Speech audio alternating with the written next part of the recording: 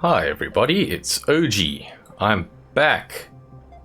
After the broken PC issue, I am running with my old processor, so the frame rate's not going to be quite as great, but it'll have to do. I've built a plane, as you can see. Schneebrecher. For those of you who don't speak German, that is Snowbreaker. I was just listening to some Icebrecher, which is Icebreaker, which is a German metal group. And they were the source of my naming inspiration. I specifically chose to name it after snow because I've never been to the poles.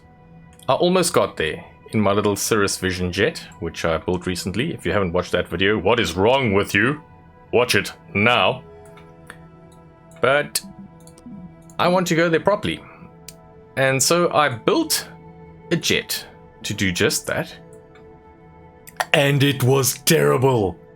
It was the worst. It was sort of like a Concorde-y thing.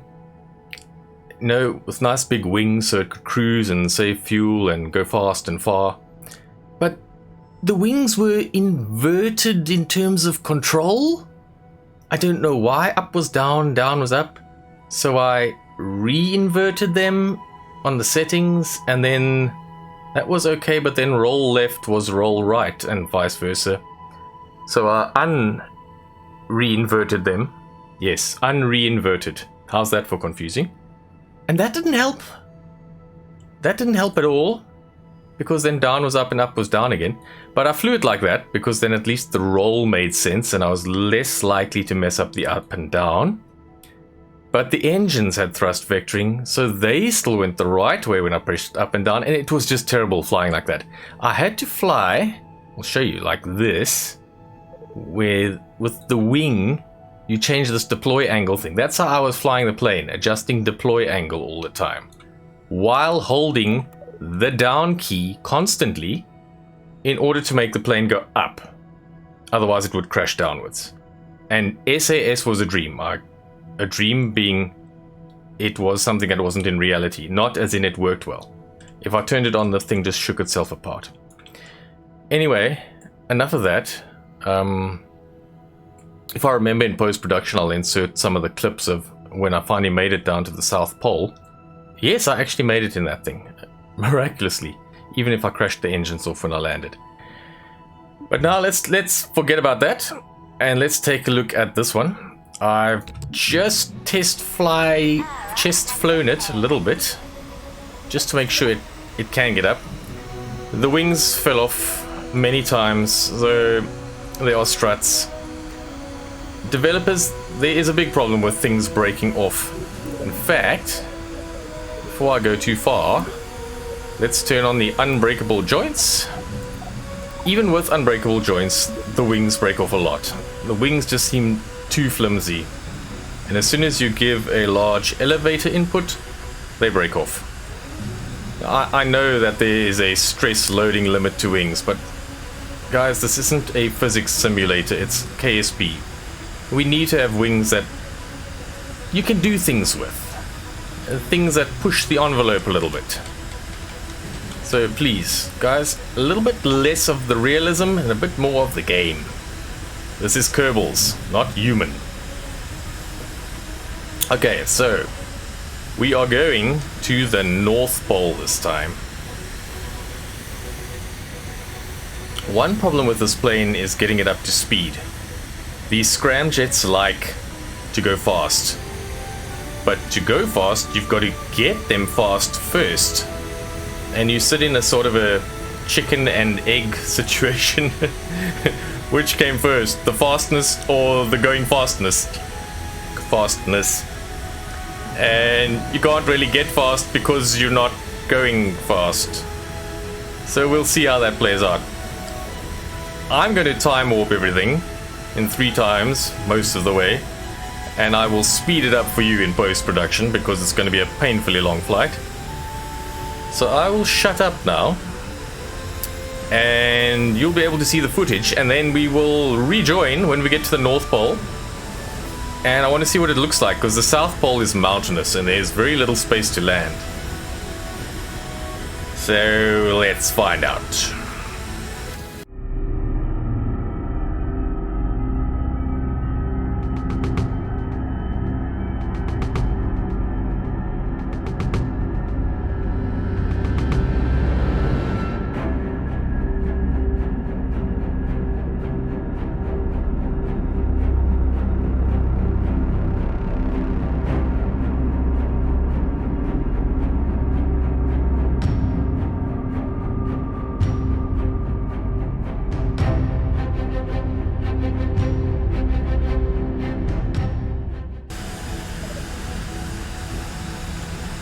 Unfortunately, you can't see what the engine thrust output is, which is a problem.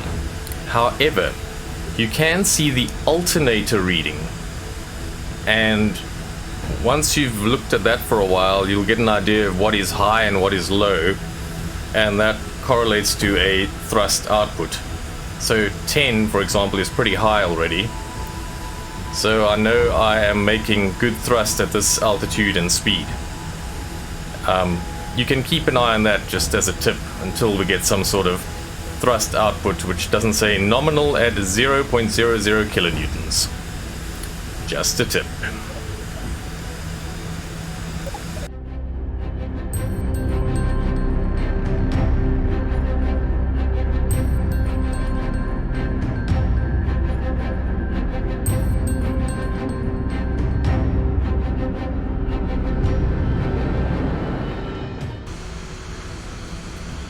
For example, here you can now see that the alternator is at 3.2, which is very low. So if I keep going up now, I risk a flame out situation even though I'm going very fast.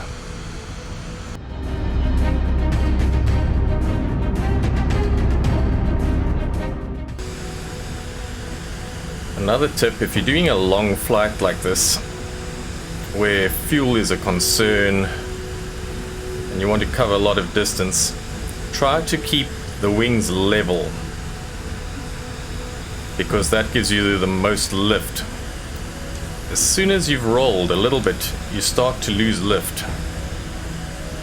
Obviously a degree or two is okay, but the more you roll, the less you have lift.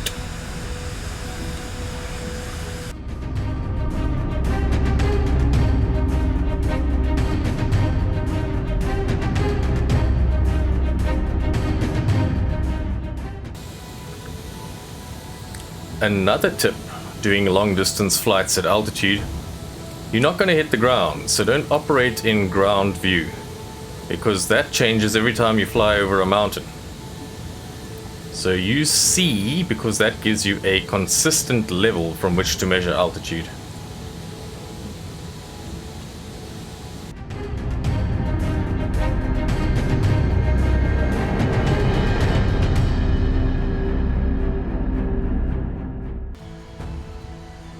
I'm now altering course a little to the left because I want to head for this area here, which looks nice and flat, and failing that, this one here, as possible landing sites.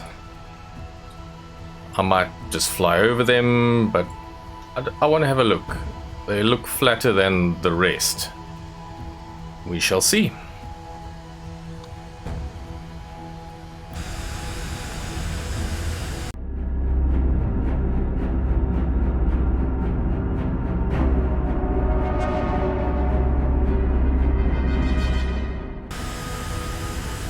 Another tip for flying long distance. When you lock your stability on the SAS, if you're traveling really fast, you'll see that your nose climbs over time because you are going around the planet, and the planet, at the risk of sounding obvious and at the risk of annoying the flat earthers, which I don't mind doing at all, the planet is not flat. So the nav ball is measuring your pitch relative to the world below you, but the SAS is holding your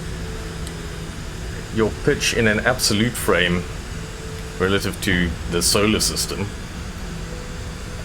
So your pitch increases over time, and it's especially noticeable at very high speed.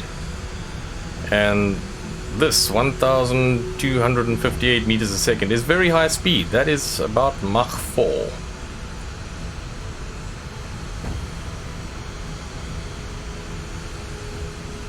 And it is starting to get snowy.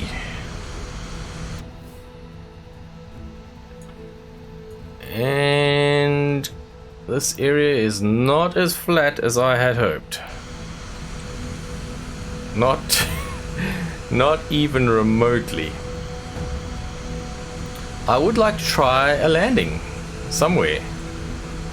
Let's see if I can find an area. Note that the large wings are painted orange. At least I think it's orange. I'm still colorblind. And that is for snow rescue. Because a little realism doesn't hurt. I should have painted the entire craft orange, but I didn't want an orange aircraft. It would look stupid. I really like the bare metal look. It's cool. Okay. This plane up ahead is looking... That's looking like something. Maybe something we can land on. Bob? Feel like doing a landing? No! Well, you're out of luck. Oh, no. Talking about being out of luck. Alright, what happened? Structural linkage failure. That is the wing. And that's the wing coming off again. And that is exactly what I was talking about at the start. Developers, that's what you need to fix.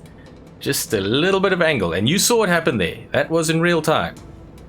Little angle change. Yes, I was at high speed. So that's a lot of wing loading. But I'd strutted the hell out of that wing. And a lot of the struts you couldn't see. I hid them in the... Oops, now I'm giving away my secrets. I hid them in those underslung fuel tanks and in the rear wheels. So that wing was properly strutted on. I had the unbreakable joints on. And it broke. So, okay, I'm sorry guys. We won't be landing at the pole today. So, post-production OG, please insert a little bit more footage of the landing at the pole earlier in the terrible aircraft. And that's all we're going to be doing today. There, highest G-force, 11.2. Come on, you can take that.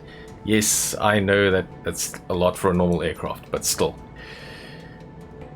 Okay, we're done here. Das Verdania. Hope to see you again soon. OG out.